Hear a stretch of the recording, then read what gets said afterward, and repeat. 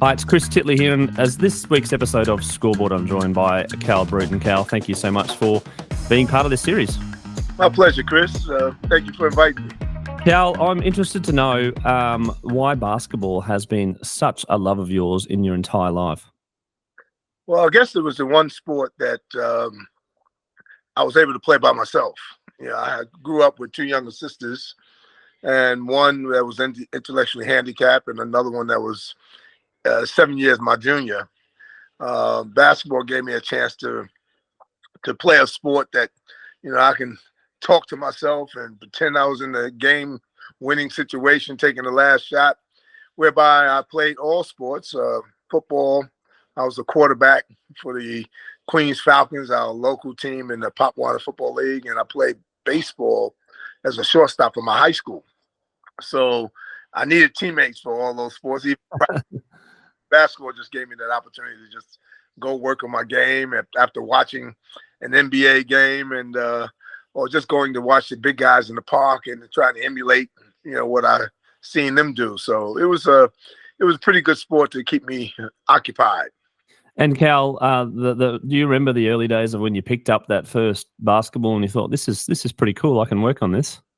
Yes, I remember I was in Brooklyn, New York, playing at my public school in the yard, and then just throwing up some hoops. And then I had a friend that was pretty good at it already, Michael Moore. I never forget him. And he used to show me a few things, and then before you know it, we're playing one-on-one, and he just spanked me every day until I decided that enough is enough. I got to get better at this.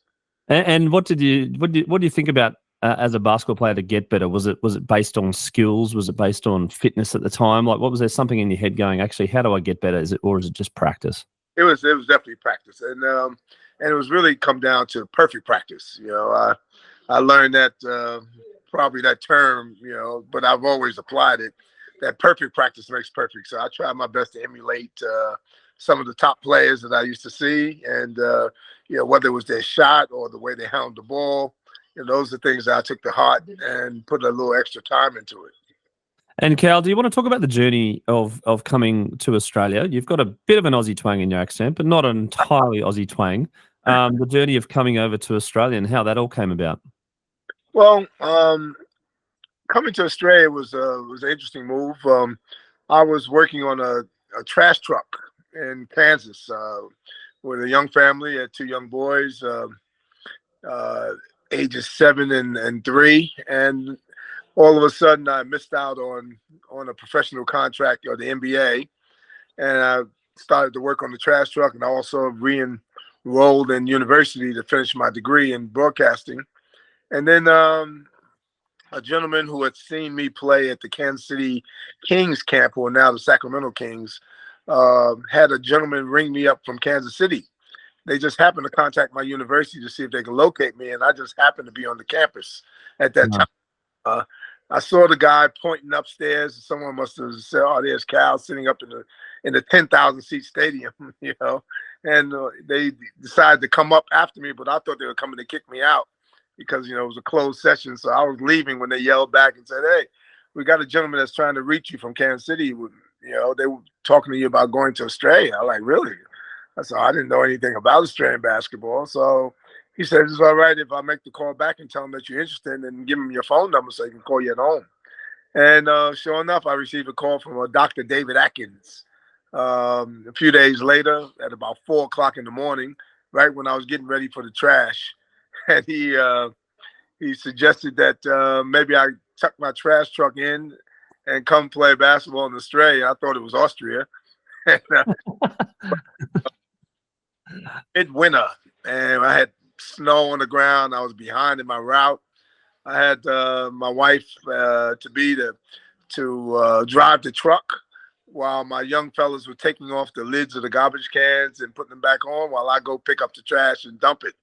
And they thought it was fun and games, but I was exhausted. But I caught up on the route, and then he told me to rang me back and told me to make a decision whether I wanted to come or not, because I would have to leave on a Wednesday, and this was like on a Monday morning, in order to get there by Friday. thought, yeah, where is this place? And that's when I realized I was going through a different time zone, and I accepted the deal to come out to play in Australia in the first year of the National Basketball League. Cal, before we get on to your playing time here in Australia, I'm interested to know your relationship with basketball when you then sort of thought, okay, the NBA may not have been a dream that you could fulfill, and you went to a job and you re-enrolled in university. Was it a throw in the towel, or did you have in the back of the mind, there's something there, I just want to keep playing? No, I definitely was continuing to play. I played in under 6 foot league. After getting cut from San Antonio, I just thought it was some things I need to work on. So playing in the under 6 foot league, you're playing against guys your size, so I can work on some different things.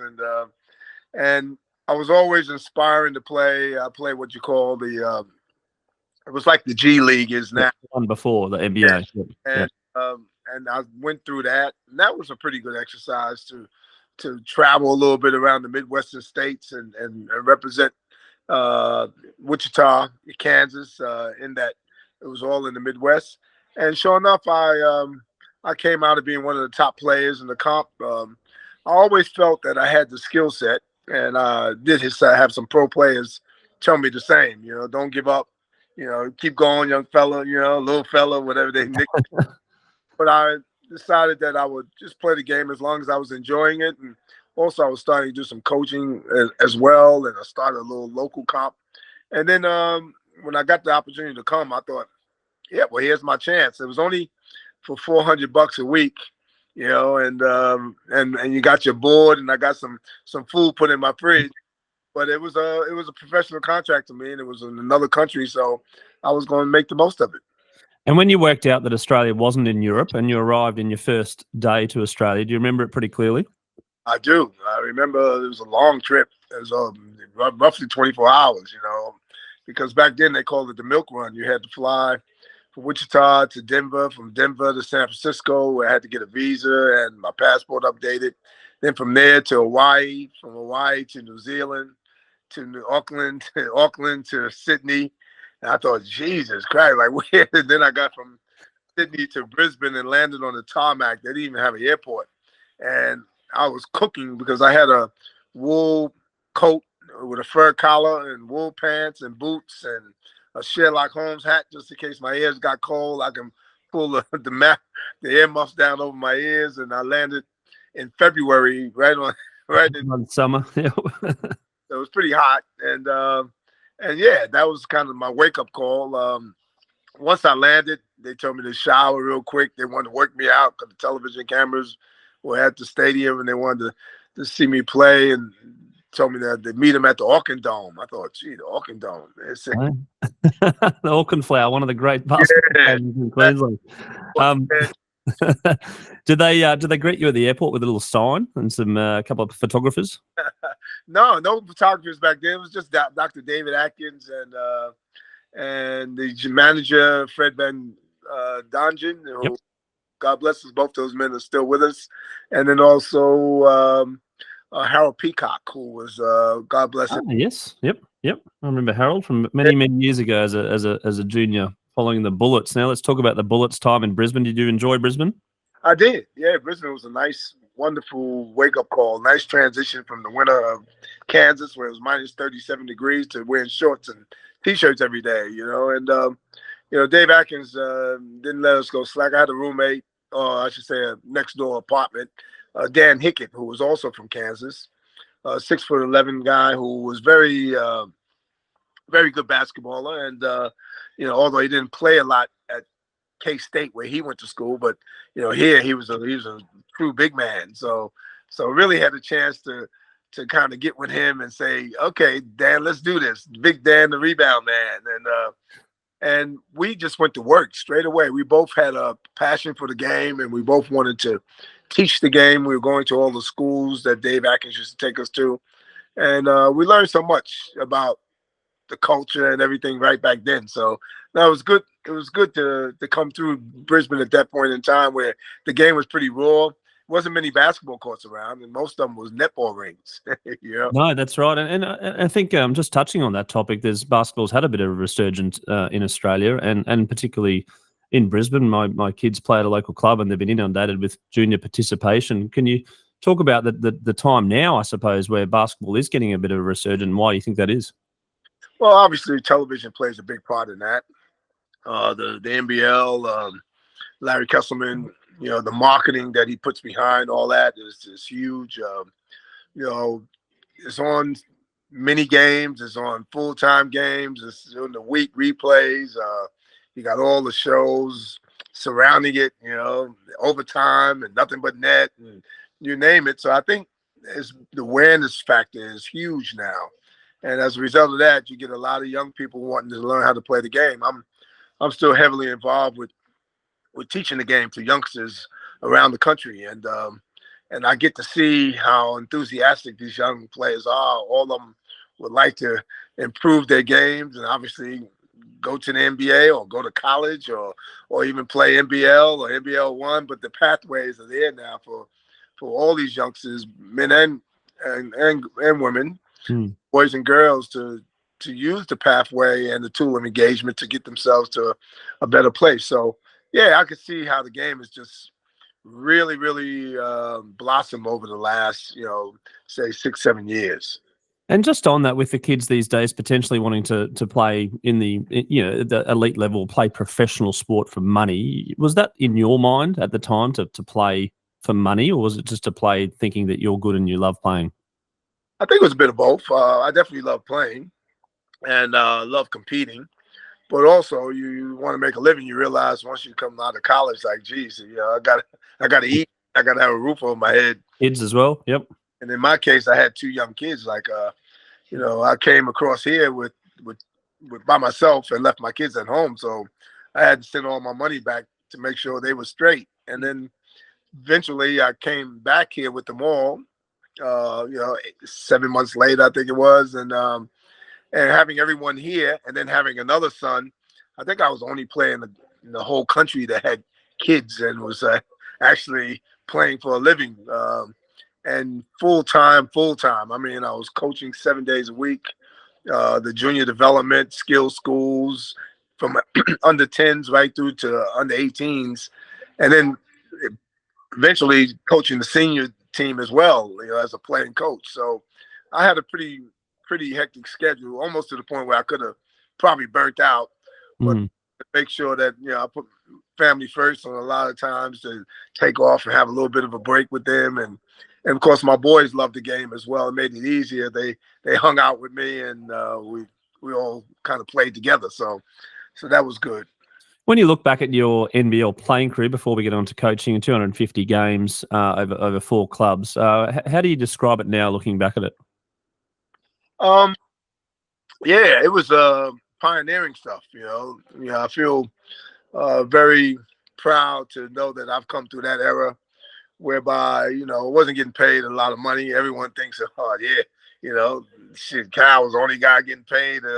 Well, when you talk about 20 grand and you got a family of 5 and you're paying a mortgage and a car note, and you have to perform, because they would strictly send you home if you didn't live up to their expectations, and I eventually had to sort of drop off that note and go sell women's shoes for a living, at Vogue Shoes. And a lot of people would have had other jobs as well, I'd imagine. Yeah, every player really worked because we used to train in the evening, But when I was actually cultivating grassroots basketball for 7 days a week for about a good 5 years in a row, around the clock, then you know that you've dedicated to the sport. And a lot of those players still talk to me about that. And I get grandparents telling me that you coaching my grandkids now, like, still, because I'm still at it. So I think basketball was more of a passion project as well as a career.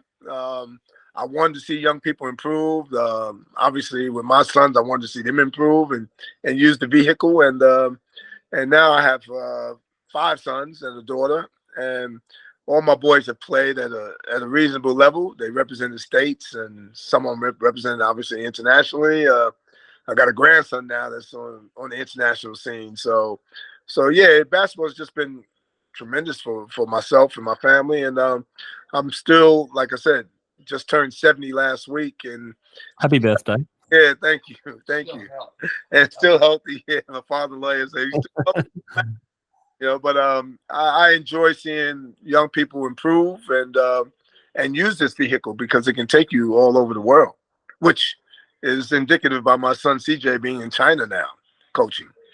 Absolutely. Cal, I'm interested to know, at the top of your game, when you felt like you were at the top of your game, what sort of characteristics that you had at the time? That was it skills, was it fitness, was it strategy, were you eating well? Like, was there lots of different things, or was there something else that you thought that I've just got to keep going because I want to be the best in my business? No, that's a good call, Chris. I definitely wanted to be the best. I prided myself on being the number one player in the country. I don't often get a chance to say it, but I don't think it's anybody, including Andrew Gaze and the likes of his status, that led the league in scoring, led the NBL in assists, led the NBL in free throw percentage, 3-point percentage, and been a champion player and coach. And I did this a lot while I was in my late 20s, early 30s, leading the way. Won Victorian titles, won MVPs in Victoria, South Australia, interstate stuff, won championships there as well as MVPs. And I think it was my desire to continue to improve. Fitness-wise, I used to run around with a stopwatch in my hand, running 400s, 200s. No one would probably know, but I was always prepared to be the last man standing on the court. And the old cliche, prior preparation beats that PP performance. Well, yep. It wasn't ever going to get me because I was always in the gym, making 100 free throws in a row. If I miss at 90, I'm still in there starting again. And, sometimes the wife had to come in and rebound the basketball just so I can get out of there. Okay, dinner's ready. Yes. But, yeah. That was it. I wanted to be the best, making all-star teams and, even to the point where I had to pack up my family and leave because some clubs, because I became a Australian citizen, I had that flexibility. And I obviously represented Australia, through the 85, 88 period. And I really felt that in order for me to survive here, I had to be a citizen because I've seen so many Americans get kicked to the curb, and I was not going to be one of them because I had the responsibility of a family here. So it was always when you're walking down the street and people recognize you and they say, "Oh, that's Cal Bruton," they come and say hello, and you might be having a coffee with your family or whatnot. How does that make you feel? Makes me feel great. Sometimes I've never ever knocked anyone back. Always try to be kind and courteous. Yeah, my goal was always, my grandson actually came out with the acronym, the Bruton acronym, and he was 9 years old. It was like, be kind to others, it don't cost you anything. Respect your elders. In my case, to just show respect for everyone. They got to use your manners. And my mom always taught me that, and my grandson related that he heard it from his dad, CJ. Trust in God, which, I'll carry an open Bible in my house. And, I go read a verse and, put my hand on and count my blessings. To own your mistakes. We're all going to make them. But, I always put my hand up, and I like to think that, people who know me understand that, that I'm going to be real with them. And my number one is what my grandson said, Pop said, you never give up. And I've had that many knockbacks, and I'm thinking, why should I take a step back, even though someone else doesn't want me, and just give up and don't go anymore. For instance, winning championships and then having to move on to another destination because you done built that club up and they don't feel that they need your services anymore. So I just said, well, okay, well, that's the way you feel about it. I'll see you at the top on my next journey, and that's happened on a few occasions, actually. That's a fabulous acronym, and I need to write that down later and talk to my kids about that. Just on some characteristics, Cal, you sound very resilient. Do you remember, like, you probably missed a number of shots in your life, and you've lost a number of games as player and as coach. How important is resilience when it comes to sport? Oh, utmost importance. You definitely gotta persevere through those difficult times, and if you learn how to handle those appropriately, it can help you grow in a lot of respects. And I took pride in that. That was another acronym. I knew I had to persevere, and we talked about respect. I knew I had to get more intelligent about the way I went about my business, being investigative in the new measures and learning how to stay ahead of the curve. The D's was my backbone or my structure. It was all about being determined, all about the dedication. It was all about the desire to have fun while I'm doing it.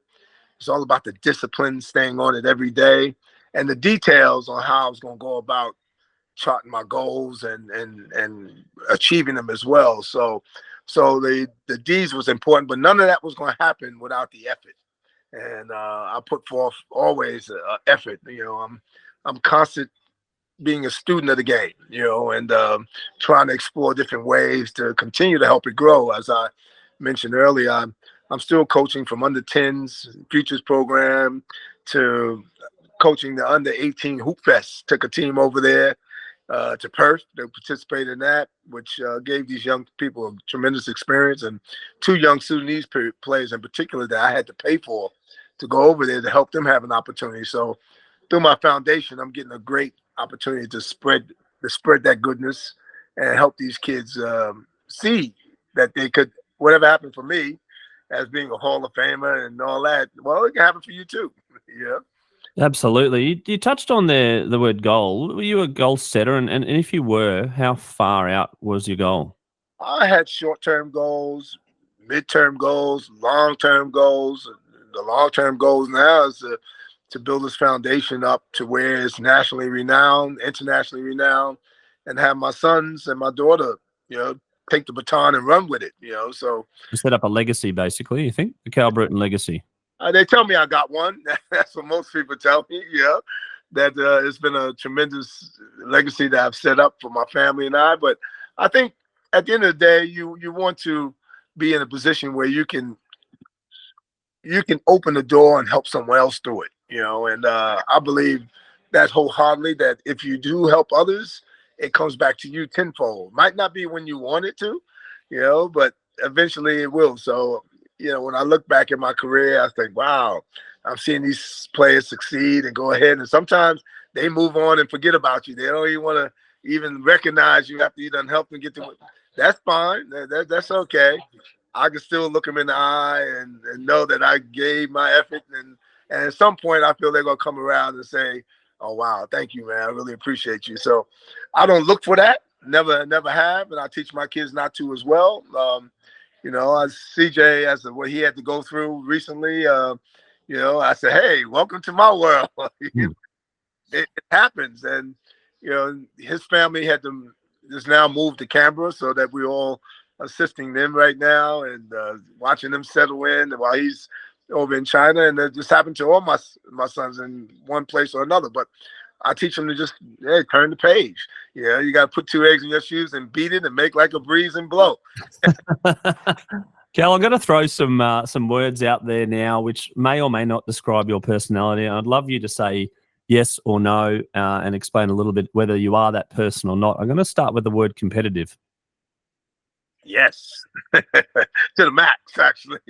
I like to win. There's just no ifs, ands, or buts about it. If I lose, I'm not a sore loser, but I'm going to figure out a way to beat you next time. That's the way I go about it. Are you serious? Very.